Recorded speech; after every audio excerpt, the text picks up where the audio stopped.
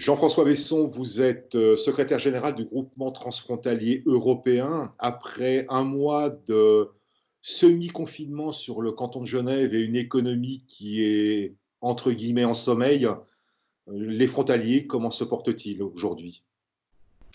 Écoutez, la situation, elle est très variable en fonction du statut.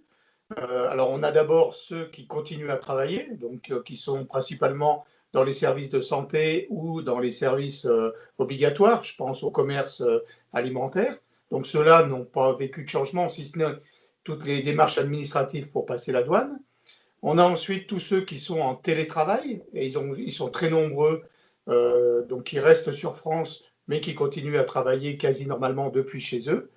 Il y a ensuite ceux qui sont au chômage partiel. Et là, il faut reconnaître qu'il y a eu une énorme poussée du chômage partiel ces dernières semaines, au bénéfice aussi des travailleurs frontaliers. Puis enfin, malheureusement, il y a ceux qui ont perdu leur emploi, parce que même si pour l'instant ce n'est pas une vague massive, on note quand même dans certains secteurs comme l'hôtellerie-restauration des licenciements. Le chiffre du chômage à Genève est au plus haut. Il avoisine aujourd'hui les 5%, moins 30% de demandes en contrat court des entreprises. Ce sont des signaux qu'il faut interpréter comment? C'est évidemment les signaux d'une économie qui s'est arrêtée, hein, ou qui a ralenti fortement. Évidemment que l'emploi est le premier à être pénalisé, d'autant plus qu'en Suisse, on peut licencier très facilement, on peut aussi réembaucher très facilement, mais on n'est pas du tout dans la configuration française où les entreprises peuvent garder le personnel. Donc il est évident qu'un certain nombre de salariés, dont des frontaliers, ont perdu leur emploi, particulièrement dans les secteurs précaires comme l'hôtellerie et la restauration. Des grandes entreprises sont au chômage partiel, je pense à l'horlogerie. Aucun doute que l'horlogerie va bien redémarrer. Alors ça, c'est difficile à dire. Ce qui est certain, c'est que ce sont des secteurs où ils rechignent à licencier, tout simplement parce qu'ils savent bien qu'en cas de reprise, ça sera très difficile de retrouver du personnel qualifié.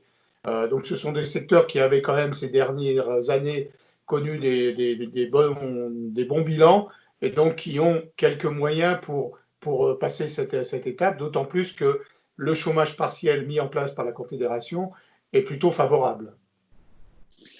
Lorsque lorsque l'épidémie se sera atténuée, lorsque la reprise économique sera effective sur le canton de Genève et sur le canton de Vaud, n'oublions pas le canton de Vaud, est-ce que vous pensez que ce redémarrage sera favorable aux frontaliers ou ils seront pénalisés du fait de ces longs mois je dirais, de sommeil?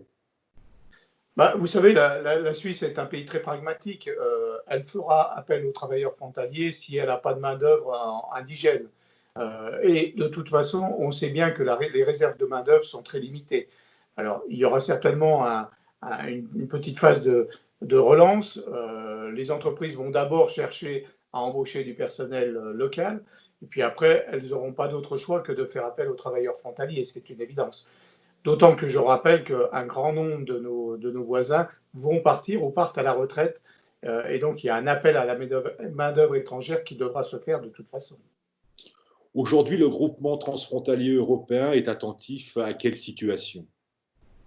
Alors, tout ce qui concerne l'emploi, bien évidemment, hein, et au respect des règles et des mesures.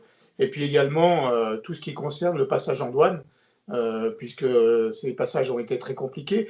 Il ne reste plus que 8 douanes ouvertes entre Genève et la France voisine.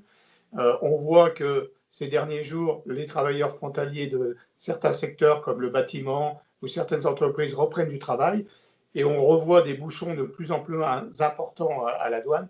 Donc il faut absolument que le canton de Genève ouvre plus de douanes, ouvre plus de fils pour que les flux de travailleurs frontaliers puissent circuler normalement.